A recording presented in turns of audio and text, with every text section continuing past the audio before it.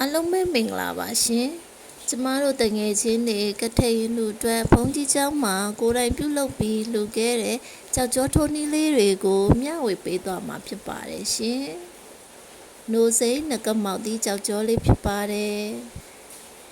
။ပါဝင်ပစ္စည်းတွေကတော့တယ်လီဖုန်းကြောက်ကြောအကြီးတစ်ထုပ်အသေးတစ်ထုပ်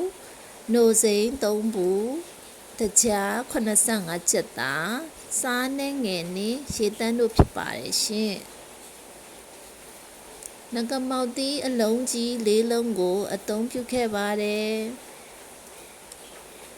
ငကမောက်သီးလေးတွေကိုယခုလိုအတုံးလေးတွေတုံးပြီးတော့ဇလုံးတစ်ခုတည်းကိုထည့်ထားလိုက်ပါမယ်။ပြီးလို့ရှိရင်တော့ယခုလိုကျဉ်ညက်သွားတဲ့အထိနေထားပေးလိုက်ပါမယ်။ငကမောက်သီးလေးတွေကျဉ်ညက်သွားပြီဆိုရင်တော့စတဲလို့ရပါပြီ။အိုးတစ်လုံးထဲသို့ပါဝင်ပစ္စည်းအားလုံးနဲ့ရေတန်းနိုးစီကွက်နဲ့16ကွက်ထပ်ထည့်ပြီးတော့ချိုခဲ့ပါတယ်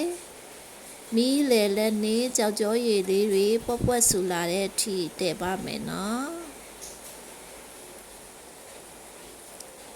ကြောက်ကြောရည်လေးတွေယခုလိုဖွက်ဖွက်ဆူလာရင်တော့ခဲဖို့အဆင်သင့်ဖြစ်နေပါပြီ။ကိုကျက်နှင်းသက်ရာဗန်းမျိုးစားနဲ့မိုခွက်အလှလေးတွေရှိရင်လည်းအသုံးပြုလို့ရပါတယ်နော်။ကျမတို့ကတော့ဘုန်းကြီးကျောင်းမှာရှိတဲ့လင်ပန်းလေးတွေကိုပဲအသုံးပြုခဲ့ပါတယ်ရှင်။ဒီချိုးစားနဲ့ဆိုရင်လင်ပန်း2ချက်စာရပါတယ်နော်။